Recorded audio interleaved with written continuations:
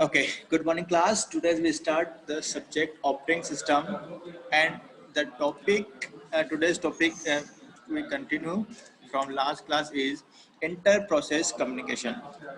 In inter-process communication, we generally discuss the basically two type of category of process. First one, independent process, and second one, cooperative process.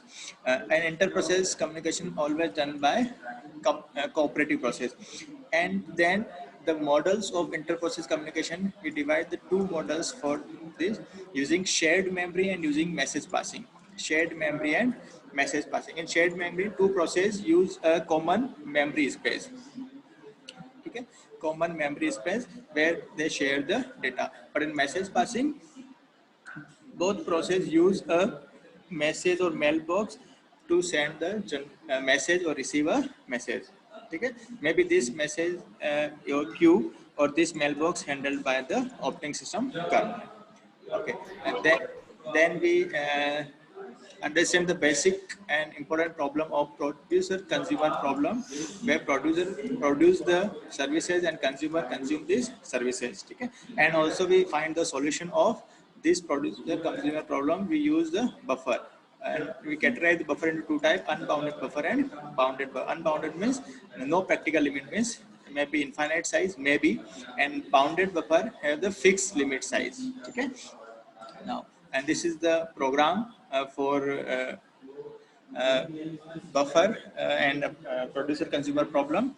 Here we fix the bounded buffer, we fix the buffer size 10, and in and out, last time हम discuss किया था, in and out. In is the basic entry point in the queue. This is the entry point where we insert the data, and out end or exit point where we remove the. So this is the like front and rear. Okay, in and out. Okay, and condition check is if in equals to out means queue is empty, and if in plus one modulo buffer size equals to out means queue is full. So we check both the condition. For producer, if Q is full तो producer कुछ भी produce नहीं करेगा, क्योंकि Q के अंदर fix size है, पूरा भरा हुआ है. तो तब तक के लिए आपको प्रोड्यूसर को क्या करना पड़ेगा, वेट करना पड़ेगा. तो in this while loop we check buffer is full or not. This condition n plus 1 modulo buffer size equals to out means buffer is full. If buffer full, do nothing. Producer कुछ भी produce नहीं करेगा, waiting for to empty the queue in infinite loop, waiting कर रहा है. ठीक है, जैसे ही फ्री हुआ देन बफर के अंदर नेक्स्ट प्रोड्यूस जो व्हाटएवर जो भी प्रोडक्शन होगा या जो भी डेटा सर्विस सेंड करनी है वो सेंड होगा, और इनको हम इंक्रीज कर देंगे. And same in consumer side, जब इन इक्वल्स टू आउट मीन्स आपका क्यू एम्प्टी है. एम्प्टी मीन्स कोई भी सर्विस आपकी उसके अंदर नहीं है. इफ नॉट सर्विस अवेलेबल है देन डू नथिंग, वेट करेगा कोई सर्विस मिले. जैसे सर्विस आई नेक्स्ट कंज्यूम जो बफर आउट, क्योंकि रिमूव हमेशा कहाँ से होगा, आउट से, तो रेयर से ना, तो आउट वाला आइटम कंज्यूम करेगा एंड आउट की वैल्यू हो जाएगी आउट प्लस 1. क्लियर, यहाँ तक हमने लास्ट क्लास में डिस्कस कर दिया था shared memory and producer consumer problem. Now today we discuss about the second model of inter process communication named message passing. Now message passing means two process communicate via a mailbox like your Gmail etc. Mail account. If process P1 want to send data to the process P2, then P1 send a message into the mailbox. Suppose mailbox name is M. So P send a message to the M, and P2 receive this message from M. Clear? Maybe this mailbox handled by a process, maybe this mailbox handled by this process, or maybe operating system, but mainly or mostly this mailbox handled by the operating system, managed by the operating system. So when process P1 send a message and P2 process received message from this mailbox, this is known as message passing. Okay, this is the mechanism to communicate and synchronize the action. Okay, now what again synchronization is important. हम check करेंगे कि next topic पूरा synchronisation से related है, और shared memory में भी हमने सिंक्रोनाइजेशन देखा था अभी. Clear, now here we use two functions, two operations to send and receive the P1 send a message into mailbox, then it use a function or method known as send and message. Okay, and P2 want to read the message from mailbox, then it use the received operation of receive function to read the message. ठीक है, this is used by the process P1 and P2.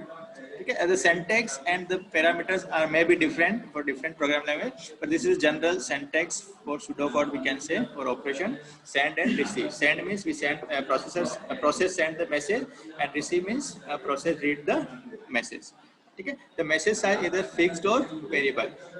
May be sometime message size fix है कि may be 1 MB message ही आप size दे सकते हो, और may B variable की जितनी आप चाहो उतनी सेंड कर सकते हो. ठीक है, this is the message passing scheme. Now important is shared memory कहाँ यूज करते हैं.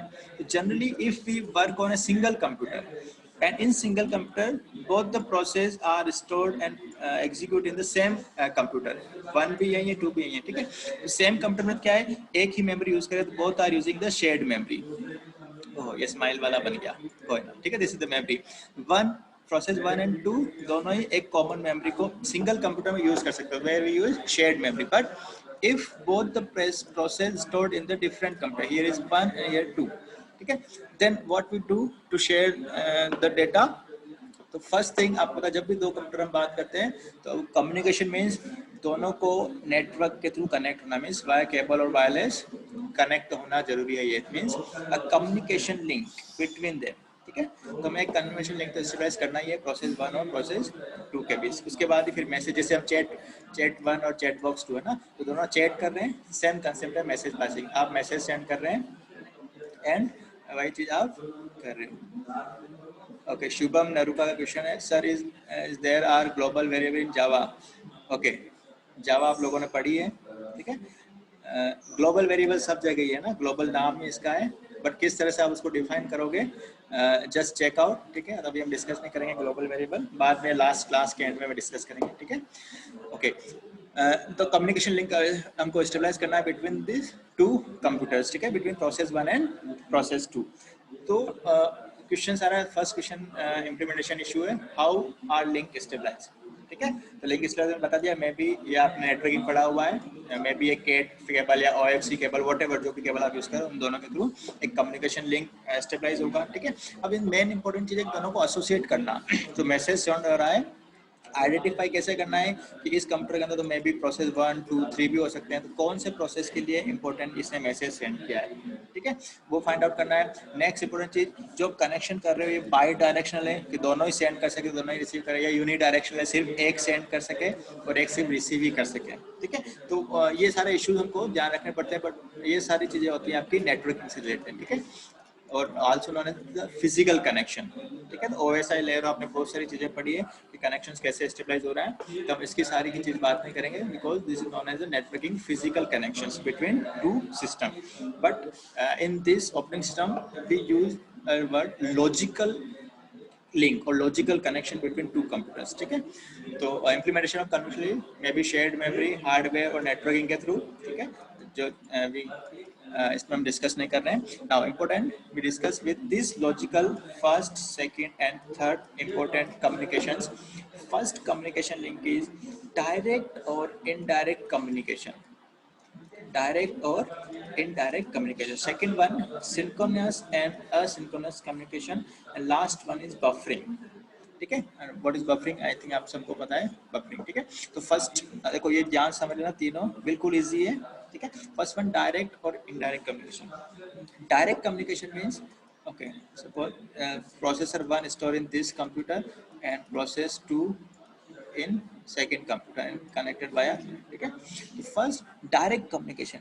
Direct communication means if this process okay named if exact नाम देता हूँ A and B तक syntax में इसी रहेगा, process A and process B. If process A want to send a message to process B, तो write a command send, जो भी मैंने बताया था आपको, send function यूज करेगा. send किसको send करना है, B, name of the receiver and message body, जो भी आपका मैसेज है वो. तो एक मैसेज कैसे सेंड करेगा, सेंड पी, पी मीन्स वो receive this message, and at the side of P, P क्या करेगा, receive from A, name of the sender and message. ठीक है, this is known as direct communication means directly आप उस receiver का या naming scheme कह सकते हैं, उसके नेम से आप भेज रहे हो, किसको भेज रहे हो, डायरेक्टली भेज रहे हो। जैसे क्लास के अंदर कोई XYZ स्टूडेंट है या कोई राम नाम का स्टूडेंट, मैंने कहा राम, तो डायरेक्टली मैं उसके नाम से है ना इंडिकेट कर रहा हूँ। Now second one, indirect communication. Indirect communication means अब आप डायरेक्टली जो लिंक्स एंड है ना, आप डायरेक्टली इसके अंदर प्रोसेस ए है और यहाँ पर प्रोसेस बी है, डायरेक्टली इसको सेंड ना करके आप इसके बीच में एक सर्वर हम मान लेते हैं या एक मेल बॉक्स या क्यू बोलते हैं, ठीक है। तो A send a message to the mailbox and ये थर्ड पार्टी बीच में, ठीक है, and B receive this message from mail box. Means direct नहीं है, पहले तो डायरेक्ट लिंक था, ठीक है। डायरेक्ट लिंक में क्या प्रॉब्लम थी, दोनों के बीच कनेक्शन होना जरूरी थी, दोनों कंप्यूटर एक दूसरे से कनेक्ट होना चाहिए। ओके आवाज आ रही है स्टूडेंट, नेटवर्क इशू है, आवाज आ रही है? Okay good. तो नेटवर्क क्या बोला, डायरेक्ट के अंदर क्या इशू था कि दोनों ही कंप्यूटर के बीच में एक लिंक होना जरूर है, मस्ट है, ठीक है। जिसको भी आपको मैसेज भेजना है, सपोज आपको अपने फ्रेंड को मैसेज भेजना है, आपके फ्रेंड के साथ एक नेटवर्क केबल से कनेक्ट होना जरूरी है डायरेक्ट में, क्योंकि आप डायरेक्ट भेज रहे हो। बट इनडायरेक्ट अब इन दोनों को आपस में कनेक्ट होना जरूरत नहीं है, दोनों थर्ड, अगर मैं थर्ड नया बनाया था यहाँ पे, थर्ड पार्ट से कनेक्ट, ये दोनों आपस में कनेक्टेड नहीं है, but using the mailbox both are connected. If A want to send the message to B, तो A send a message into the mail box, तो क्या कमांड लिखेगा, सेंड, ठीक है। अब यहाँ पर रिसीवर के नाम ये कौन आ गया, M, send to the M and this is the message. And B क्या लिखेगा, रिसीव फ्रॉम मेल बॉक्स, तो receive from M a message, ठीक है।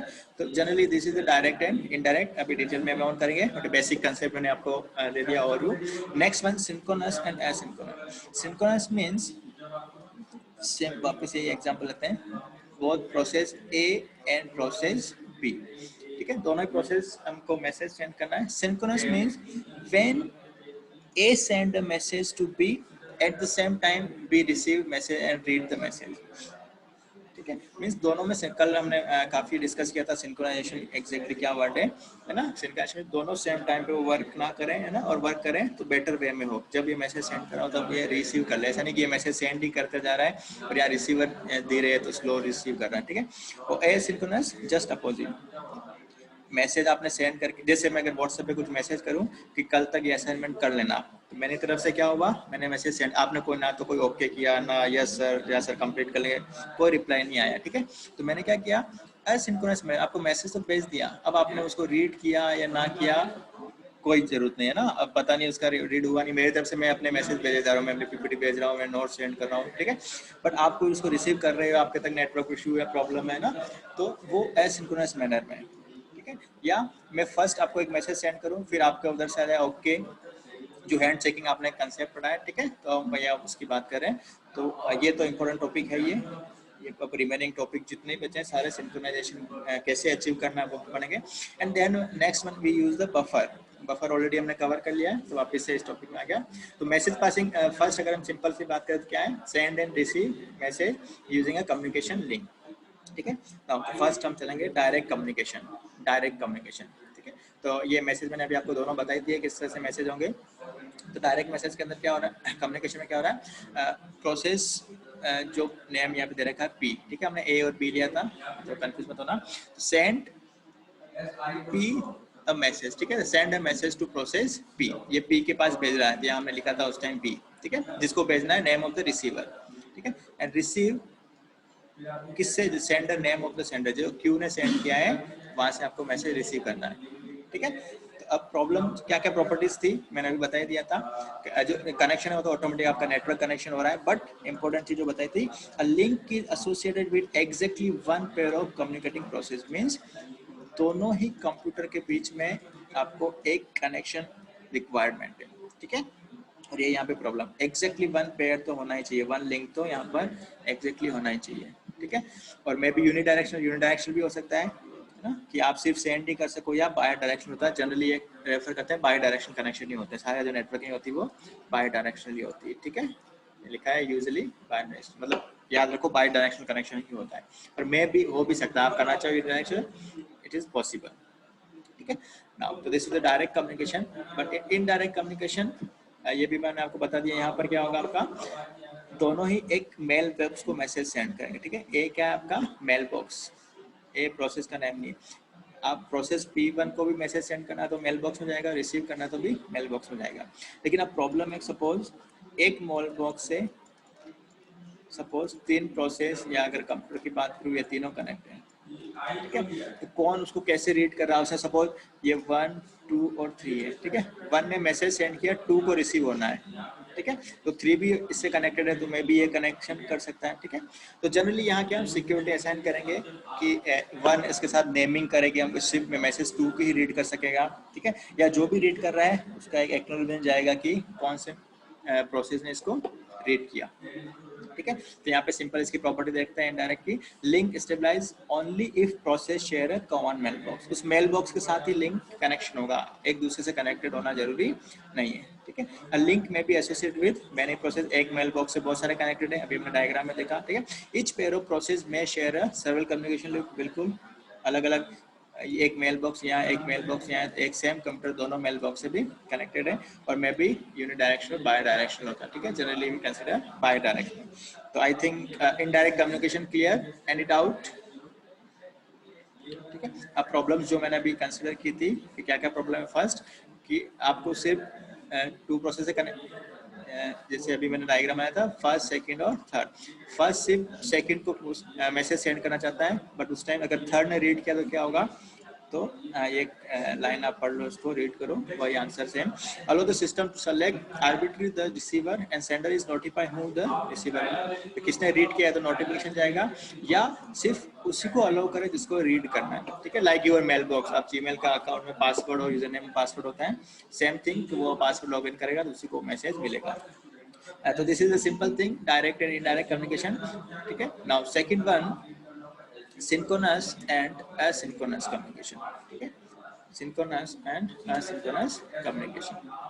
now तो एग्जैक्टली सिंक्रोनाइजेशन हमें पता ही है किस तरह से होता है, ठीक है, कि जब दोनों ही प्रोसेस एक साथ, है ना, दोनों ही प्रोसेस एक साथ या कॉन्करेंटली वर्क कर रहे हैं और सेम डेटा शेयर कर रहे हैं, ठीक है।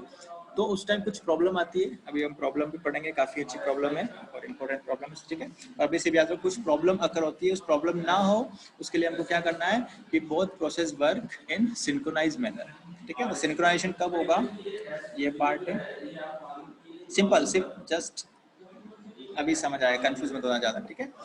सिंक्रोनाइजेशन कब होगा, when we block the sender or block the receiver। simple block means producer कब तक मैसेज सेंड नहीं करे जब तक कि कंज्यूमर उस मैसेज को रीड ना करे, या प्रोड्यूसर कब तक सर्विस ना दे जब तक वो सारी सर्विस कंज्यूम ना हो जाए, ठीक है। जब तक कि वो सारी कंज्यूम नहीं हो जाए। सिंपल, एक मिल्कमैन है, ठीक है, और मिल्कमैन के पास आपके घर पे आया और आपने मिल्क लेने के लिए एक बर्तन लाया जिसमें 1 लीटर है, ठीक है, 1 लीटर कैपेसिटी है, और मिल्क मैन के पास बहुत सारा है, सपोज 50 लीटर उसके पास बॉक्स है, 50 लीटर कैपेसिटी का बॉक्स है, पर अब ये प्रोड्यूसर है मिल्क मैन एंड आप कंज्यूमर हो, ठीक है।